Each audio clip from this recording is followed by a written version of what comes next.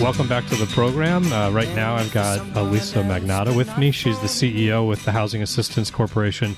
Alisa, thanks for making the time at a time when there's so much anxiety amidst, as I mentioned earlier, on top of the health concerns that everybody is facing and seeing the statistics mounting. There's a lot of joblessness and a lot of the frustrations and challenges and issues that come with that.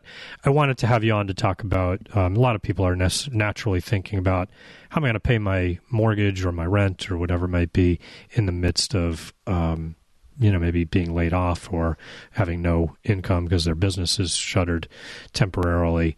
Where do we begin? Important time. Yeah, important time, important topic. So thanks for having me back. Appreciate it. My pleasure. How should we be thinking about this? There's so much as we were just saying, you and I were talking off air that such a big transition, all of us trying to go suddenly virtual with all our work. And now you've got, one challenge after the next. I imagine you guys are inundated.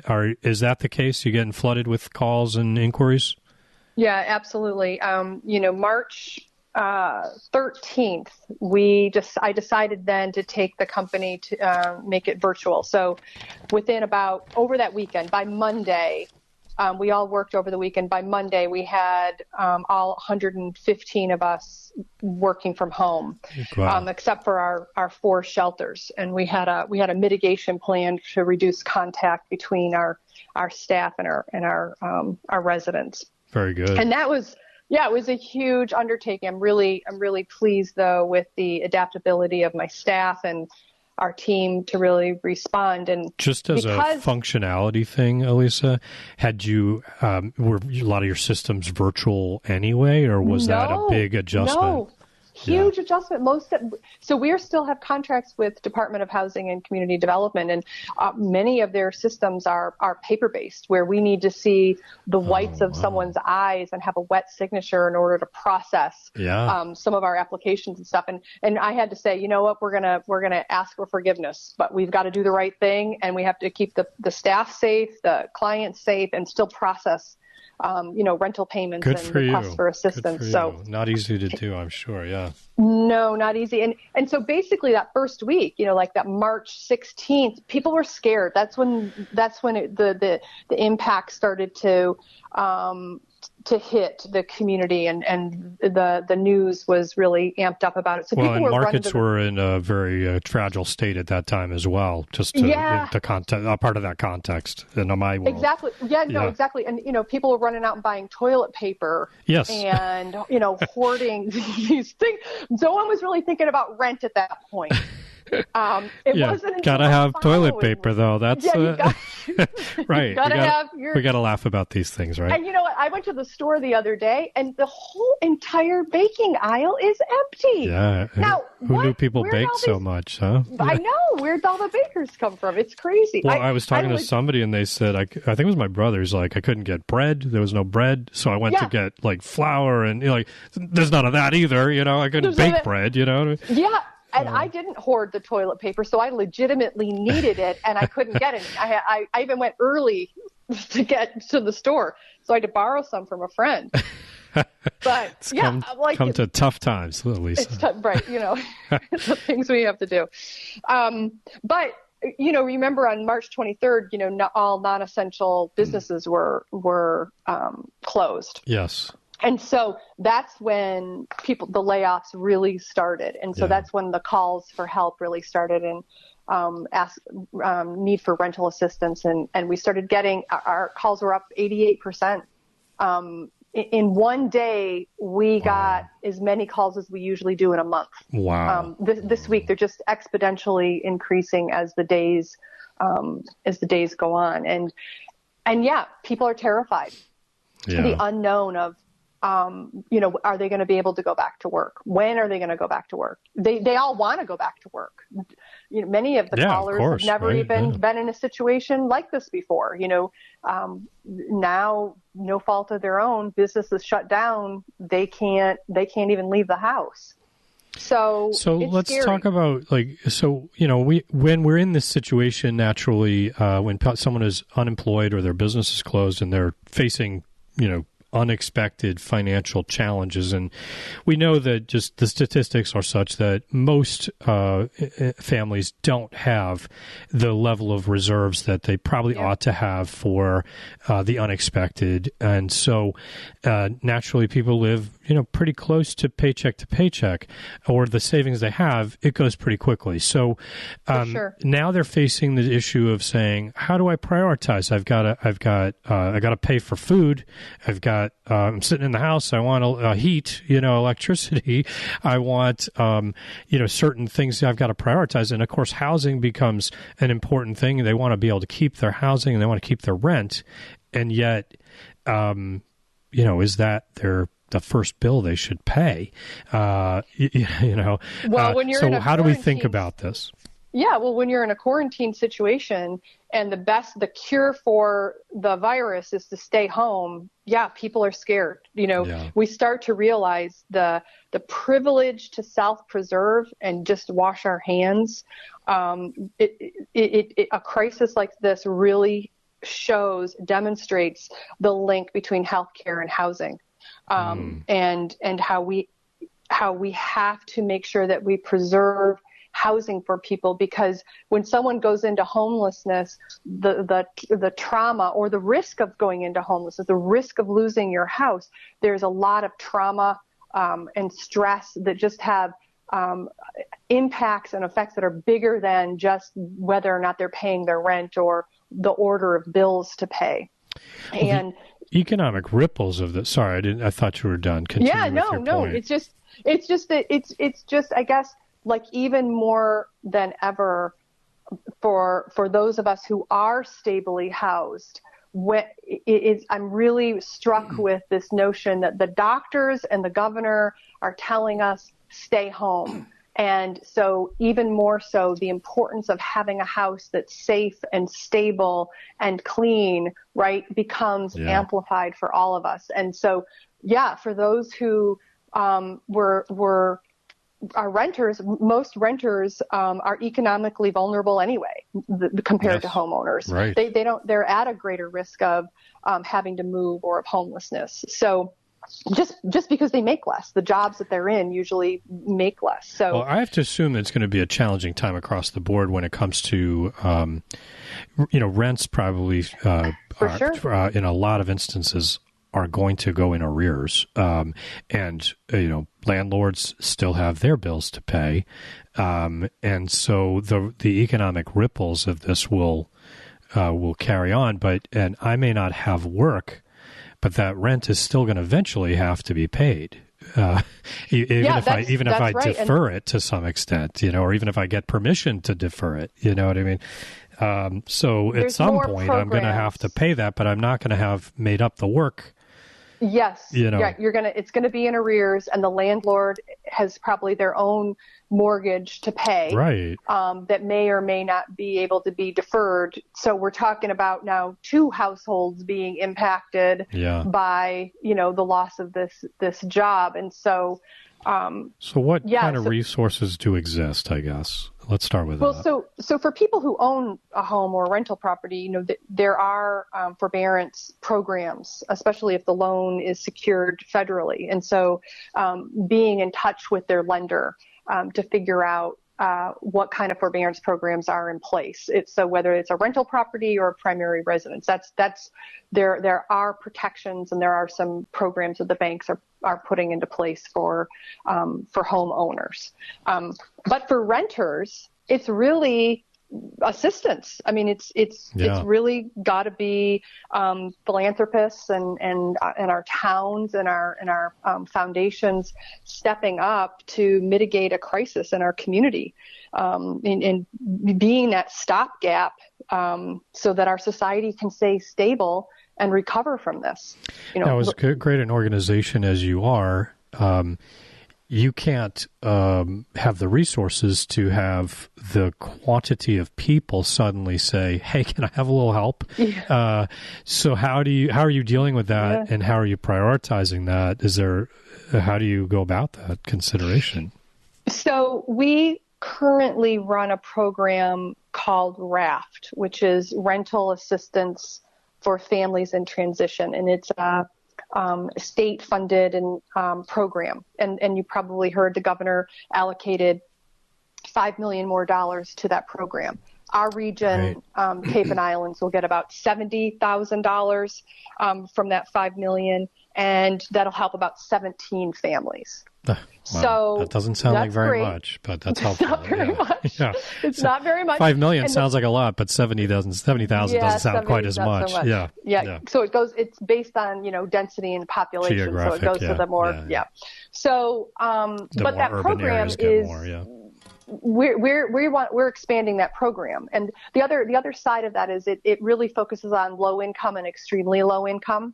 Mm-hmm. The Raft program does. And we're seeing, as you alluded to, that this isn't just, one economic group that's being impacted or one type of employee or, right. One sector. This is everybody. And so we wanted to expand a fund that could go up to 100% AMI. So, just average wages in our region, and help with some arrears and a stipend that can help them going forward, that would be paid to the landlord, or if they're in a foreclosure situation because of the virus, that we could help with that if their bank isn't, if they don't have a federal loan that's able to give it a forbearance from. Yeah. So we feel that there is a huge need, and that we have the program in place. We just needed to expand the funding. And the one thing we can do is sing from the rooftops and tell people about the need, and ask people to join us and help us. And let's do that right now, Alisa. I mean, for our listeners, the notion that if you're one of those who are fortunate and in this season, let's say blessed, that you have an abundance of resources that they may exceed your own needs, and you have the ability to help others. There are great opportunities in a time like this to do that, whether it's through the Housing Assistance Corporation, food pantries, etc. There's an abundance of need. So. There really is. Even on the food pantries, I'll say that because so many people have applied for unemployment, the need for people reaching out for food far exceeds what they have available, and so donations and help to food pantries, to housing agencies like ours, those are the two most critical pieces of the equation for any household. You've got to keep people fed, and you've got to keep them in a safe home. So, you had also mentioned, and just if people want to be of some help, Alisa, they might want to talk to you directly, or they may want to just do it anonymously online. Give them the ways that they can help, and if in some form or fashion. Well, they can call us at 508-771-5400. I'm available at Alisa, Alisa, at hackoncapecod.org. Our website is haconcapecod.org. So there's a couple different pathways. They can call us if they're looking for help or want to learn more. They can email me directly, and I can get them either in touch with resources or talk to them about making a donation. And our website, we're going to start keeping that updated with actual numbers of calls that are coming in and requests for help, because it's so dynamic, and we want to show the need. I'm sure it's mind-boggling right now. Yeah. We want to show the need. For those who are among those who would be calling with that kind of need, what's the procedure? What are the resources they should be looking for? Okay, so we'll be posting a page within the next couple of days that will have all the resources, because it does depend on the person's situation, right? Are they a homeowner? Where are they in making their mortgage payments currently? Or were they in arrears already? Or are they a renter? And what depending on what the situation is. So we will have an application online that will be available. I think it should be live tomorrow, that someone can just go there and start the application. Just to be clear, we're recording this on Thursday afternoon, so that means by the time our show airs on Saturday, that site should be live. Yes, it will be. Yep, it'll be live, and there'll be an application online. They can start the application process at home for either rental assistance or mortgage assistance. And then our counselors can connect them to other resources depending on their situation. Excellent. Alisa, before we got started, you and I were chatting briefly, and we were talking. You mentioned earlier in your comments about how housing and healthcare are often, they're very related. You had mentioned off air, and I want to make sure you do it as part of the interview, to talk about the issues of healthcare, particularly health insurance when people become unemployed. Right. Well, that's one of the questions that I have been getting from people is that they're asking, why do people need the help when unemployment, the news says that unemployment is going to pay 100% of the wages. Well, first of all, that's not for all wages. Right. That's for on the low end of wages, first of all. But second of all, the big missing piece for people, and that we've heard repeatedly from our callers that have called in, is that they've lost their job. The unemployment site is crashing. They can't even apply for unemployment yet. Or many of them are self-employed, and so the state hasn't even figured out the process of how they're going to account for that income, even though the federal guidelines say they're supposed to count it. Yes. So there's a lot of And they've unknowns. told us, we just had a conversation, and they said, generally it takes a few weeks for those benefits to start flowing. Exactly. Then it'll take a few weeks. But the big piece, the big delta in all of this is that remember, our health care is linked to our work and our employers, right? We contribute a portion of that. Right.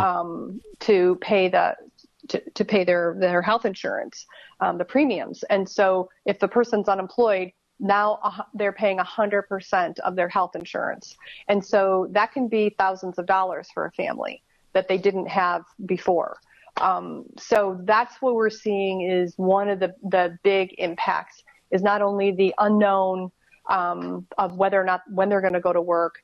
They were already probably, not living at 30% of their housing costs to begin with, right? Because our rent and housing costs are so expensive here.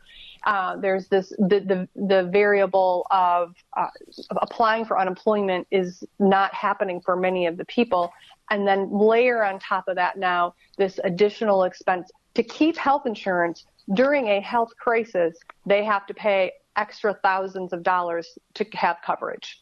So it's the perfect storm, of linking healthcare and housing and how important it is to keep people stably housed. And I feel, morally, socially, we have a responsibility to the ones those of us that are still working and still making money. Is there anything we can do to help those who aren't? And so that we can avoid a crisis in our community and we can keep our workforce stable and able to work when businesses reopen.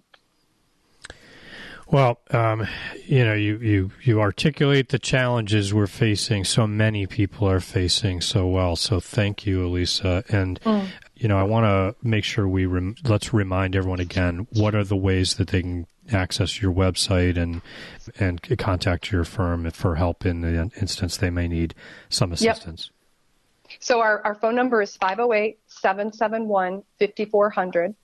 Our website is HAC on CapeCod.org.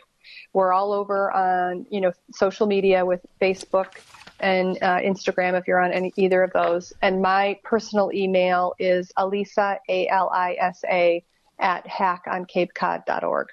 Very good. This has been Alisa Magnotta, the CEO with Housing Assistance Corporation. Alisa, thanks so much for making the time in what I'm sure is a very busy time. I appreciate you getting the word out with us. I really thank you for taking the time and advancing this conversation. We'll be right back after a short break. Stay with us.